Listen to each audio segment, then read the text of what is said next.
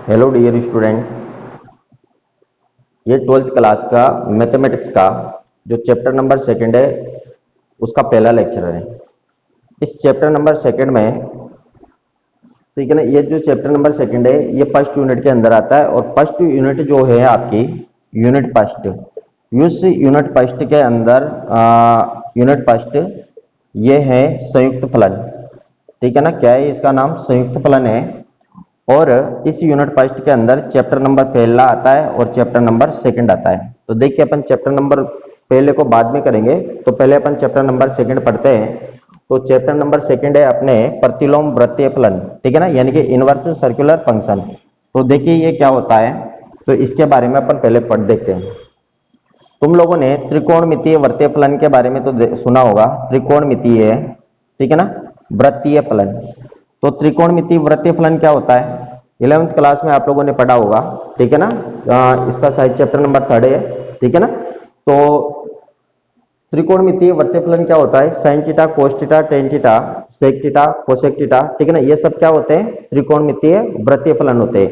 यानी कि sine theta, cos theta, tan theta, ठीक है ना, कोट थीटा, सेक थीटा, उसके बाद में कोसेक थीटा, ठीक है। ये सब क्या होते हैं भाई? ये सब होते हैं त्रिकोणमितीय वृत्तीय फलन होते हैं, ठीक है ना।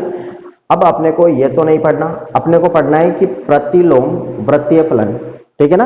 अब प्रतिलोम वृत्तीय फलन क्या होता है ये समझना। प्रतिलोम वृत्तीय फलन, ठीक है ना, इसके बारे में समझना। किसको बोलते हैं अपन? प्रतिलोम वृत्तीय फलन, ठीक है ना। तो देखिए, प्रतिलोम त्रिकोणमितीय फलन वह त्रिकोणमितीय व्यंजक होता है जो किसी कोण के संख्यात्मक मान को व्यक्त करता है, ठीक है ना, उसे अपन क्या बोलते हैं? प्रतिलोम वृत्तीय फलन कहते हैं, ठीक है ना। अब देखो कैसे। माना अपन ने कि जैसे मैंने लिखा साइन थीटा इक्वल टू, मैंने एक्स लिख दिया, ठीक है ना। अगर मैं यहां से इस कोण का मान निकालू थीटा का, तो मैं कैसे लिखूंगा? Theta equal to sine inverse x, ठीक है ना। यहां पर ये जो साइन इनवर्स एक्स है, ये साइन इनवर्स एक्स ही प्रतिलोम वृत्तीय फलन कहलाता है, ठीक है ना। प्रतिलोम वृत्तीय फलन कहलाता है, ठीक है ना। इसी प्रकार से, ठीक है ना, कोस इनवर्स एक्स हो गया, ठीक है ना, टेन इनवर्स एक्स हो गया, कोट इनवर्स एक्स हो गया, ठीक है ना, और सेक इनवर्स एक्स हो गया, कोसेक इनवर्स एक्स हो गया, ठीक है ना। ये सब क्या होते हैं भाई? ये सब होते हैं प्रतिलोम वृत्तीय फलन, ठीक है ना। तो आप लोगों को ध्यान रहेगा ना कि प्रतिलोम वृत्तीय फलन किसे बोलते हैं? प्रतिलोम वृत्तीय फलन वह त्रिकोणमितीय व्यंजक होता है, ठीक है ना, जो किसी कोण के संख्यात्मक मान को क्या करता है? व्यक्त करता है, ठीक है ना। किसके मान को व्यक्त करता है? कोण के संख्यात्मक मान को व्यक्त करता है, ठीक है ना।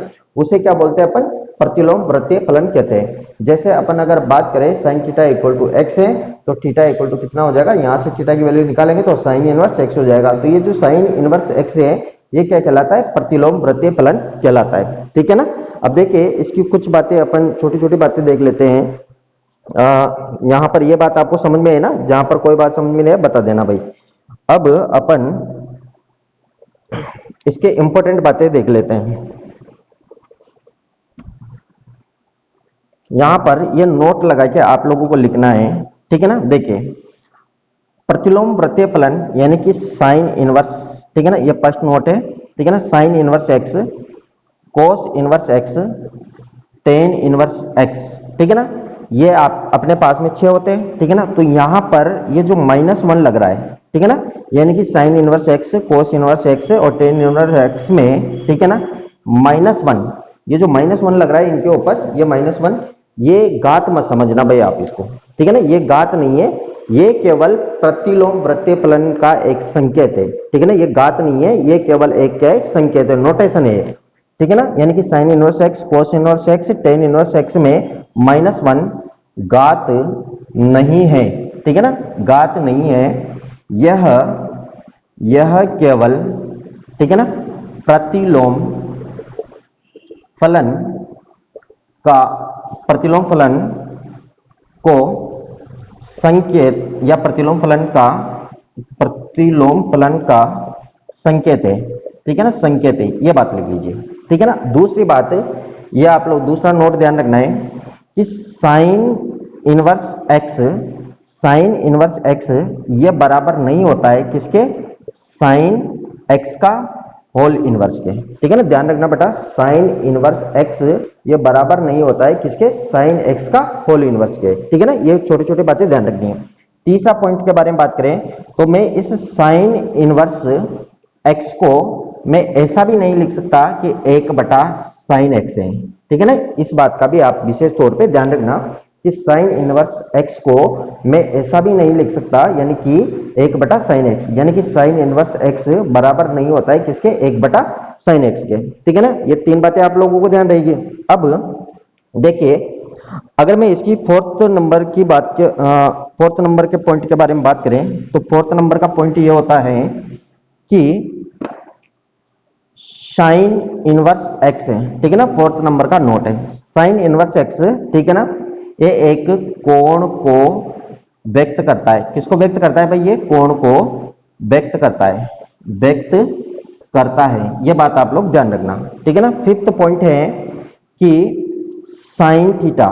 ठीक है ना, अभी अपन ने लिखा है कि sine theta equal to x है। ठीक है ना, तो ये साइन थीटा एक संख्या को व्यक्त करता है। ठीक है ना, संख्या को व्यक्त करता है।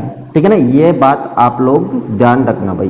ठीक है ना, तो ये जो 5 पॉइंट थे, 5 पॉइंट ध्यान रखना कि एक तो जो sign inverse x, cos inverse x, इसके ऊपर जो 1 घात लग रही -1 वह घात नहीं है। ठीक है ना, वास्तव में वह केवल एक प्रतिलोम वर्तीय फलन को रिप्रेजेंट करने का एक तरीका है या उसका एक नोटेशन है। ठीक है, दूसरी बात अपन ने ये लिखी थी कि साइन इनवर्स एक्स, ठीक है ना, ये बराबर नहीं होता है किसके, साइन एक्स का होल इनवर्स के। ठीक है ना, ये बात भी आप लोग ध्यान रखना।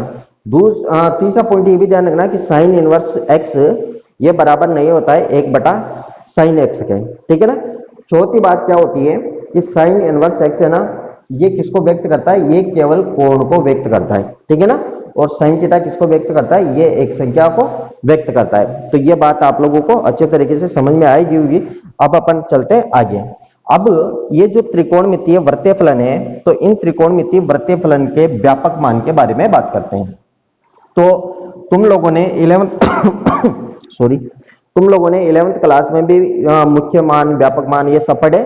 तो आज अपन है ना, पहले बात करते हैं कि प्रतिलोम वृत्तीय फलनों के व्यापक मान। ठीक है ना, व्यापक मान यानी कि जनरल सॉल्यूशन। ठीक है ना, व्यापक मान यानी कि जनरल वैल्यू लिख दो, जनरल वैल्यू। ठीक है, अब देखिए क्या होती है इनकी जनरल वैल्यू।